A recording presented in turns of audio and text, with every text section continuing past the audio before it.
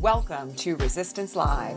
Since 2017, Resistance Live has been the go-to home for political and legal news and analysis through a decidedly progressive activist lens. I'm your host, Elizabeth Cronise McLaughlin. I'm a former Wall Street and human rights lawyer, a lifelong organizer, and a leadership and impact consultant for all those seeking to lead big progressive change in these incredibly challenging times.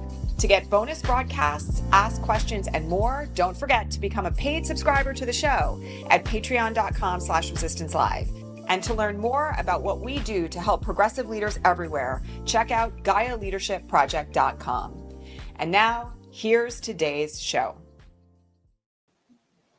Hi, everybody. Welcome back. I hope you all had a good Thanksgiving. Unfortunately, this weekend was marked with lots of news about Pete Hegseth and the admiral serving below him and the boat bombing of September 2nd. So we have to start in this place because there's a lot of confusion out there in the context of what actually took place and what the appropriate name for it is. So we're going to talk about that. We have a lot more. I have a much longer list today than usual. So let's start there. So first things first, for those who may have missed the the news about this, let me just give you the background. So on September 2nd, which was the very first bombing of a boat in the Caribbean, initially what happened was there was a first strike. And what we have learned in the last few days is that actually the first strike was not the last, and that apparently an order was given, AKA kill them all, that resulted in a second strike against survivors who were in the water, injured, and clinging to the wreckage of the boat that had been bombed.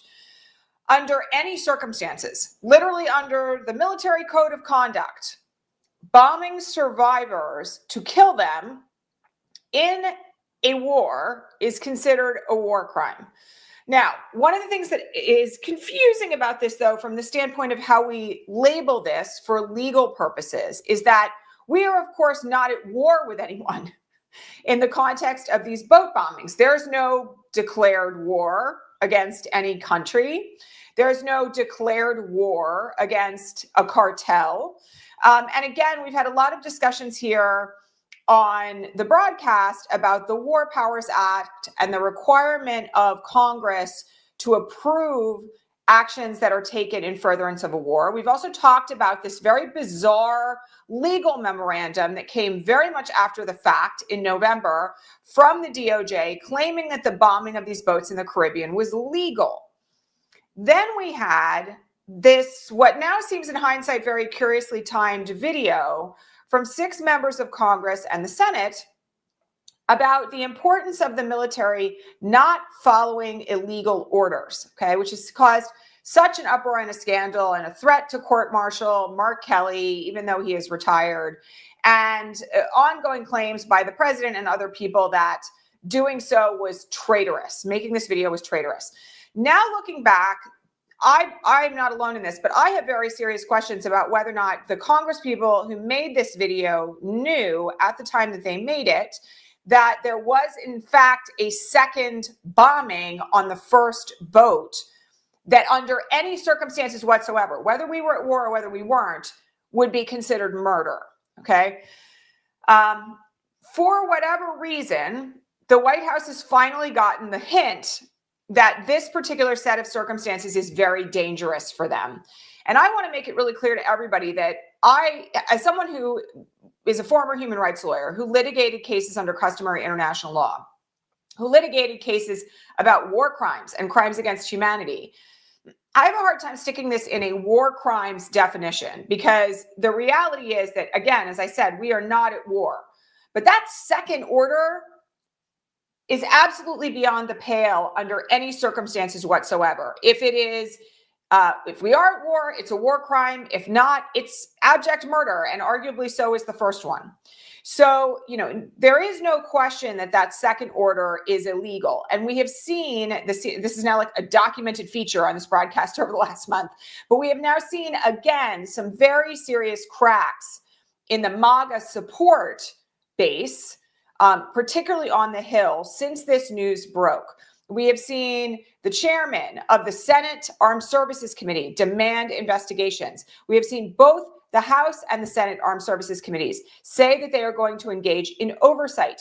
We have seen interviews over the weekend and as recently as last night from conservative electeds, MAGA electeds, saying that a second order such as this would be illegal, is cause for very serious alarm. And so what happens next out of this is a really good question, because Hegseth is now denying that he gave the order, but he admitted over the weekend that he watched the entire thing live, okay? And now they are throwing this admiral who was in charge of the actual action that night as being the person who gave that order. And yet simultaneously, Pete Hegseth is saying, I stand behind the admiral. So this is one of those circumstances where the chain of command is really where it's at, because I have to remind everybody that under the military code of conduct, the commanding officer is the one where the buck stops, all right? And if Pete Hegseth is in charge of this, it's not just the admiral who's on the hook.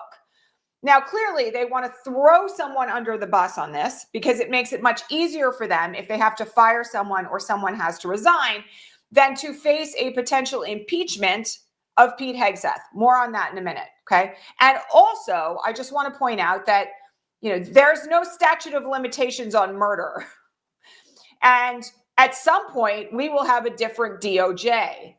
And honestly, I think Hegseth and others, we discussed this at the end of last week, the way in which there seem to be so many cracks in the MAGA Foundation right now that folks are realizing that there will be an after and that they don't want to be on the hook when that comes. There are going to be real questions about how this is handled down the road, all right? From where we sit right now, however, there are some questions that were on the Patreon feed and elsewhere about what the potential next steps should be. So let's tackle impeachment, then we're going to talk about international law.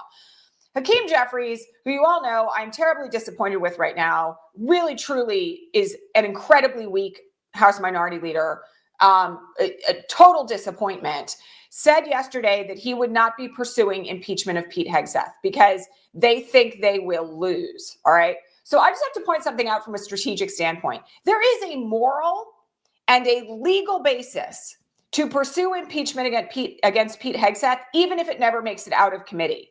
There is a point here that is being missed by so many of the Democratic leadership that you have to move the Overton window, right? That even if you are concerned that it might not make it out of committee. And I have to point something else out here, by the way. We have like the slimmest of Republican majorities in the House right now. And by the end of tonight, more on this in a second, it may be even slimmer, all right? So there's no guarantee here with the way in which conservative Republicans are now coming out and saying that they're opposed to this kill order. There's no guarantee that it wouldn't make it out of committee.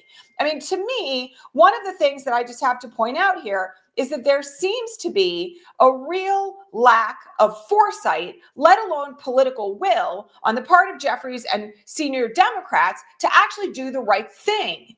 Like, why would you not try impeachment on this basis? It's obvious that they have a basis to impeach him, right? At the bare minimum, he has admitted that he sat in the room while the raid was going on and heard or gave the kill order, okay? And then on top of it, he's out here shit posting all weekend, using memes of like Canadian children's books turtles to joke about bombing fishermen out of the water, okay? He has dealt with this not from a position of accountability, not from a position of authority, not from a position of taking responsibility for what happened, but from a position of, I can do whatever I want. Who cares if we kill these people? That much is absolutely plain. So from the standpoint of where we sit, I cannot explain to you in any rational terms why Hakeem Jeffries would not pursue impeachment of Pete Hegseth. This seems to me to be a total no-brainer. Just an absolute no-brainer. Why would you not? Why would you not do it? There is nothing to lose by doing it, in other words, right? Even if it never makes it out of committee, even if it fails on the floor of the House, there will be hearings. There will be testimony, right? So from the standpoint of where we sit, there is, there's no justification for it. And frankly, I, as always, like to come on here and give you guys action steps every day. This is a good thing to call your reps about today. You can call Hakeem Jeffries directly. He is the minority leader, but you can call all of your reps, MAGA or not, and demand the impeachment of Pete Hegseth for actually giving an illegal order to murder people in violation of the Geneva Convention, in violation of UN treaties, in violation of customary international law. You can make those demands.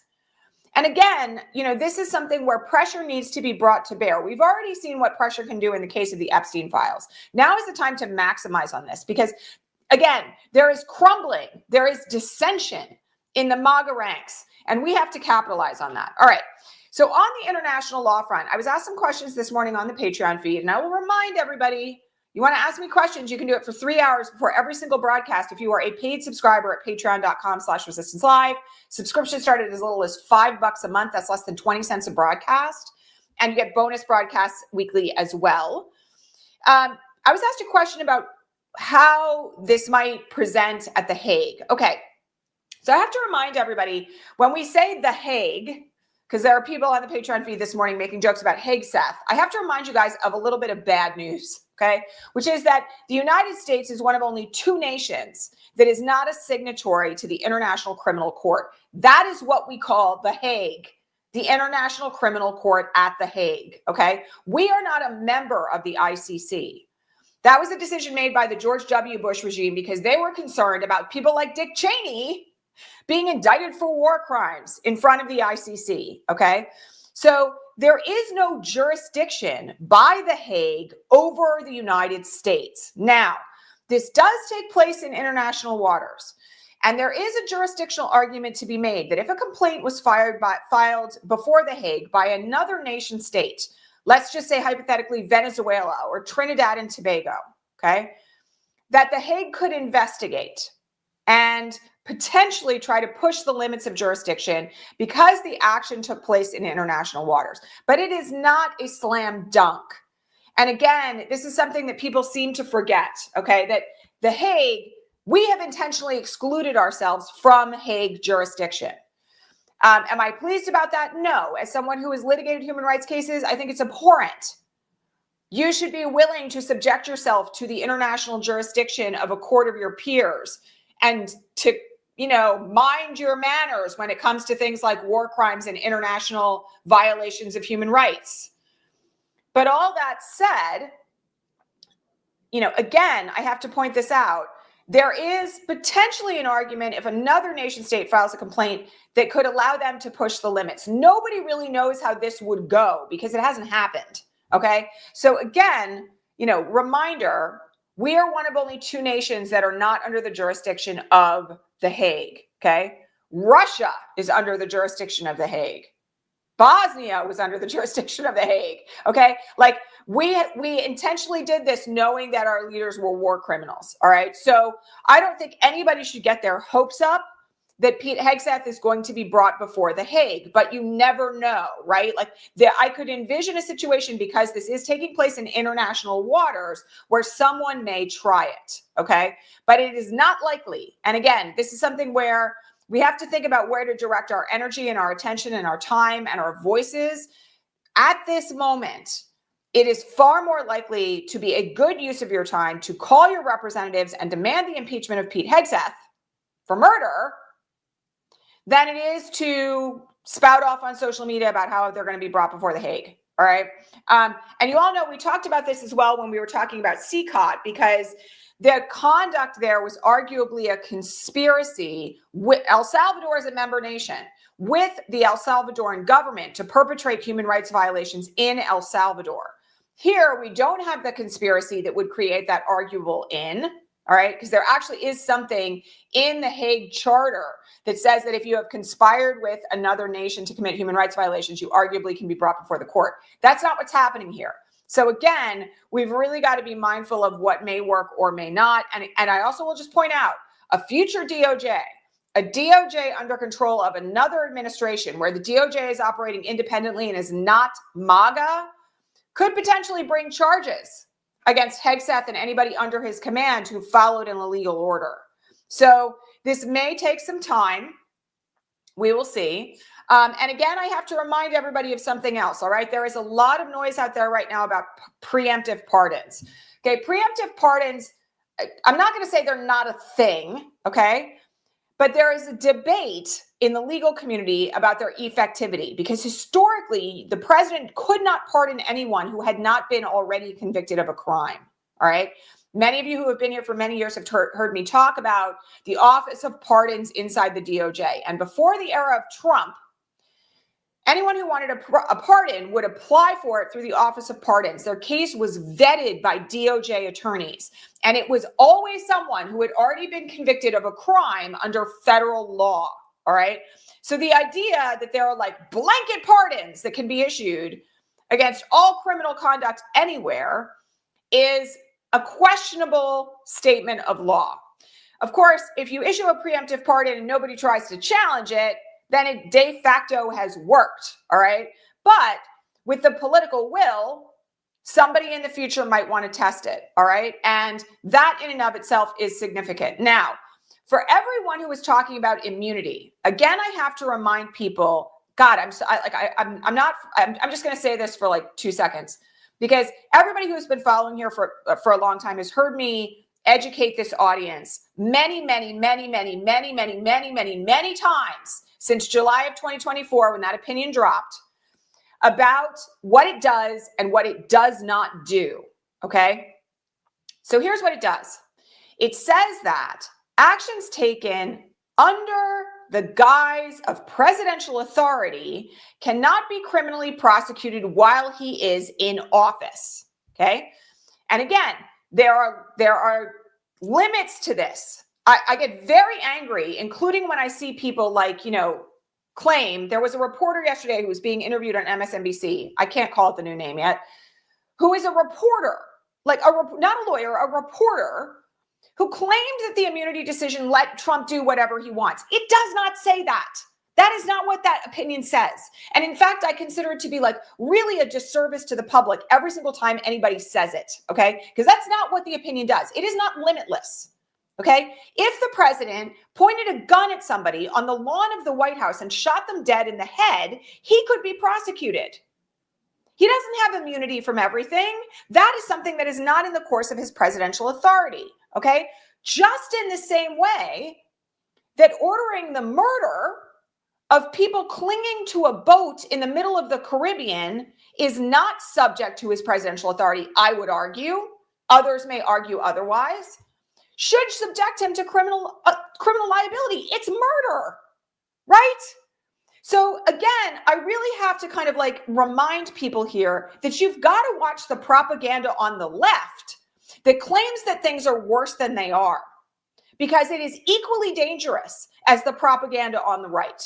Okay. And I'm sorry for getting like wound up about this, but it makes me really angry at this point when people misstate this, because it is part of the doomsaying and naysaying and cynicism that is being fed in the electorate, that Trump can do whatever he wants. He will get away with everything, no matter what he does. We already have examples to the contrary, right? I mean, the Epstein Files Act passed by unanimous vote, save one person in the House. And again, like we forget these recent victories. We forget what happened in November. Like it was like a month ago that we had a watershed election. So one of the things that I just want people to really keep in mind here is that there are limits on his conduct. Okay. Now, if he was in consultation with Pete Hegseth and he said to Pete Hegseth, you do what you feel is best here, that's not going to attach criminal liability to him. All right. But Pete Hegseth giving an order like that, kill them all, it's a crime. It's a crime. And so, again, the question is whether or not accountability will ever come and how we are going to see that accountability come to fruition. It may not be in the near future, just to be honest about it. But that doesn't mean that you should not be advocating for impeachment, because that is a form of accountability that is available to all of us right now if our leaders just simply have the cojones to actually invoke it. And they should. All right. Okay. So international law is a big question. The other thing that I will just say here is that there is an interesting opportunity if anybody wanted to pursue it, because I've done cases like this, for the families of victims who were killed in those boat bombings to try to bring a civil action against the United States under customary international law. I've done cases like this. They are not easy to make out. There will be arguments of political question, which, is a way in which an administration can stop a case like this in its tracks. That happened in a case that I litigated. But there may also be civil claims brought at some point that relate to this as well. All right. We'll have to see. There's a number of other avenues, but in the interim, we should all be advocating for impeachment. Okay. It's a very big day in Tennessee. In the Tennessee 7th today, there was a special election where Afton Bain, a very strong progressive, is in striking distance of flipping a district that went for Trump by 22 points in 2024. I personally am very interested to see what happens. And I will also tell you that I really think this is a watershed moment. If this district flips, and it's not like the Republicans don't have enough evidence of this based on last month's election as well, but if this district flips, it is a sign of what's coming in the midterms. Because we've already seen a number of these districts that went for Trump by large numbers going now for progressives. We actually saw it in certain areas of New York City in terms of Mamdani's election. We've seen it in other places where there have been special elections. And we've seen places where things were close turning into blowouts for Democrats as recently as a month ago.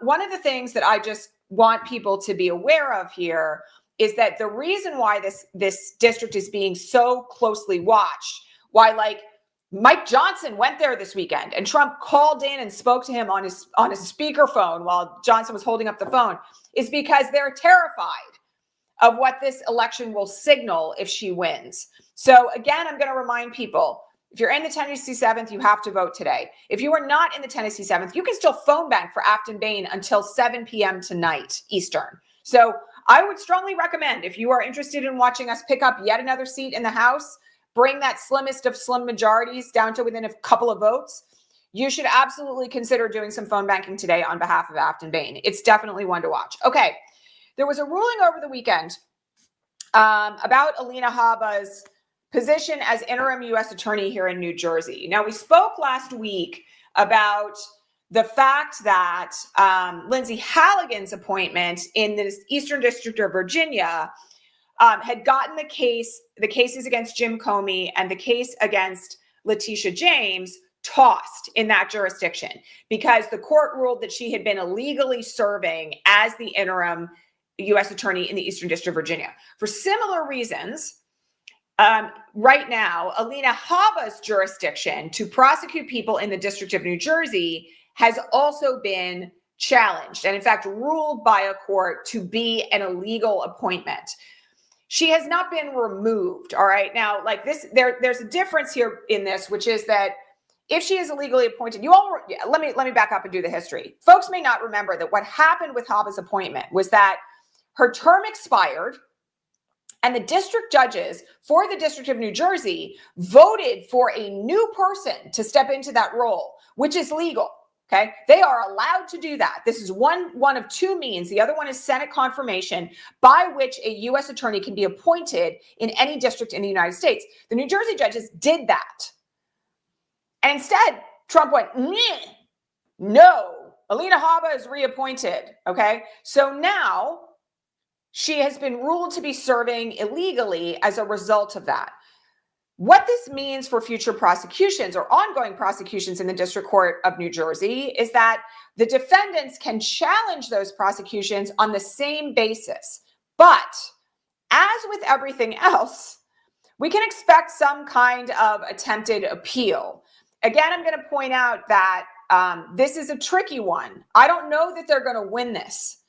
But I'm not expecting them to kind of take this lying down, because I was joking around with a friend of mine over the long weekend about the fact that they appeal everything. She's also a lawyer. They appeal everything, whether or not they have a right to appeal, whether or not the appeals court has jurisdiction, whether or not it's a situation in which you would ordinarily appeal, regardless of the standard of review, and how hair-tearingly awful it is for those of us who have practiced in federal court. My friend has been practicing in federal court for 30 years, to see them try to exploit the appellate process in ways that prior to Trump, no one would have dared. So I do expect that they're going to try to appeal it. I don't know what the outcome of that's going to be, but I'm going to tell you, I think it's a very challenging appeal. The federal code is very clear about this. There are two ways in. One is that you are appointed by a judge, by the judges of a district. The other is that you pass Senate confirmation, and you are term limited. If you are an interim U.S. attorney, you have a time period that you are allowed to serve, and you cannot go after that. All right. So it should be a no-brainer. But again, that has never stopped them before. I expect that they will appeal. As far as outcomes, again, I think we are going to see confirmation here from the appeals court on this front. We'll see what happens after that. There is, again, I have to remind everybody that at a certain point, frivolous appeals can result in sanctions. But I think there are going to be, at least in my experience in federal court, you have to do a lot of things badly before you get to the sanctions point. Again, this is something I was talking about with my friend over the weekend. She has a case right now where in order to get sanctioned, there had to be 3 separate motions proving with evidence that the other side knew when they filed the original pleadings that they had no case to bring. All right. So that's how far in, how deep in you have to get sometimes for sanctions to be appropriate. And also, just simply because it concerns the powers of the presidency, sometimes there is no authority saying you shouldn't appeal it in this situation. I'm not saying that's the case here, where it's very cut and dried under the law. And so this attempt to push the boundaries is sometimes seen as testing the law rather than frivolous. All right. But again, not forever. All right. I just have to point out, though, that I know people are really anxious for accountability here.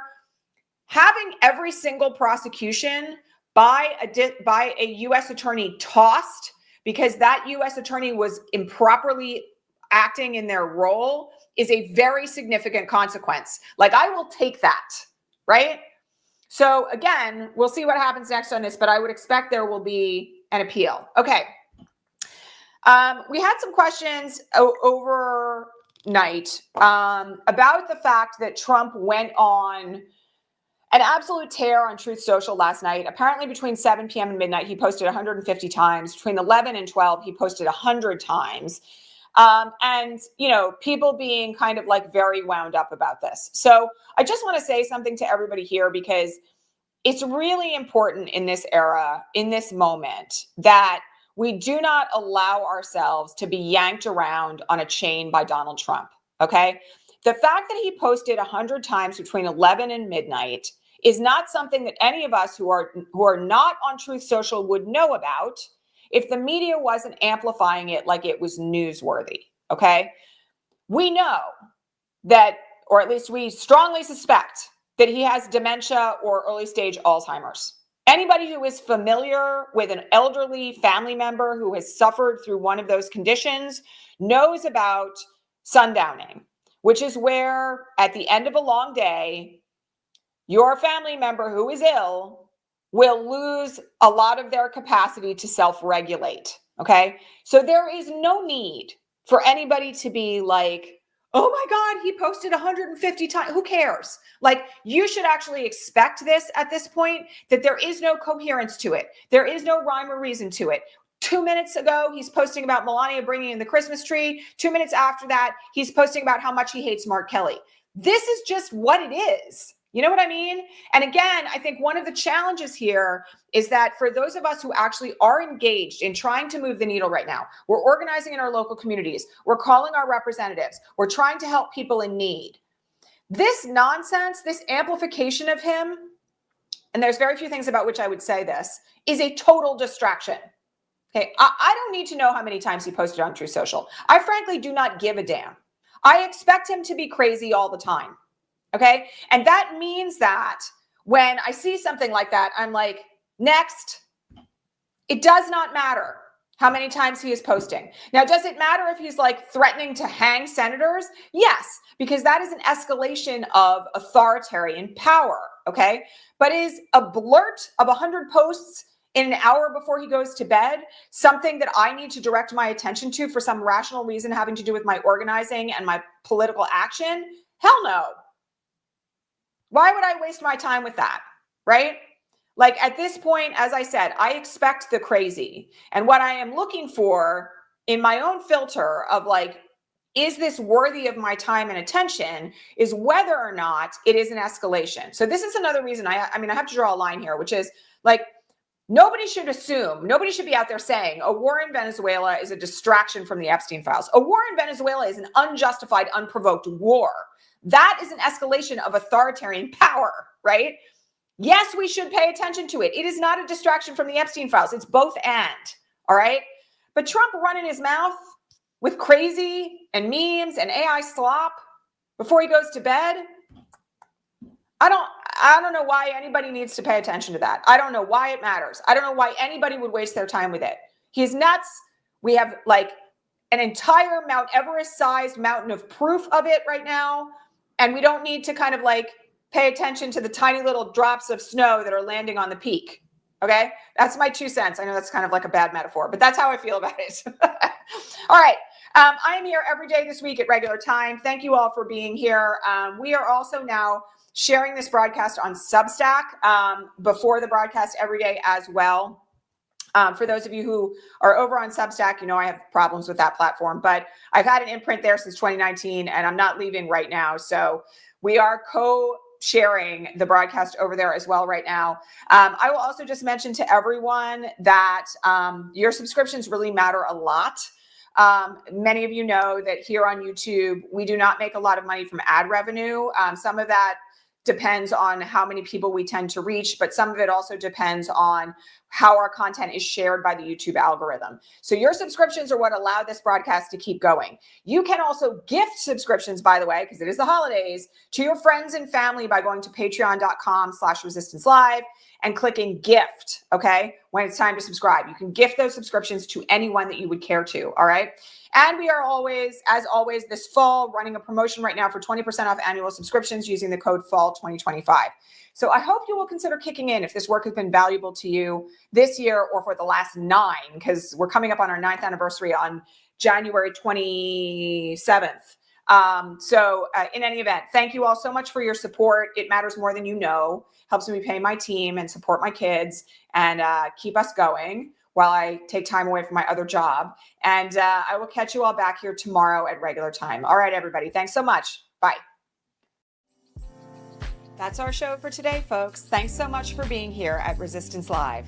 To get more out of the show, including bonus broadcasts, the answers to all your most pressing political and legal questions, and way more, head on over to patreon.com/resistancelive and become a paid subscriber. And don't forget to hit subscribe here on your favorite podcasting platform to make sure that you never miss an episode. See you next time.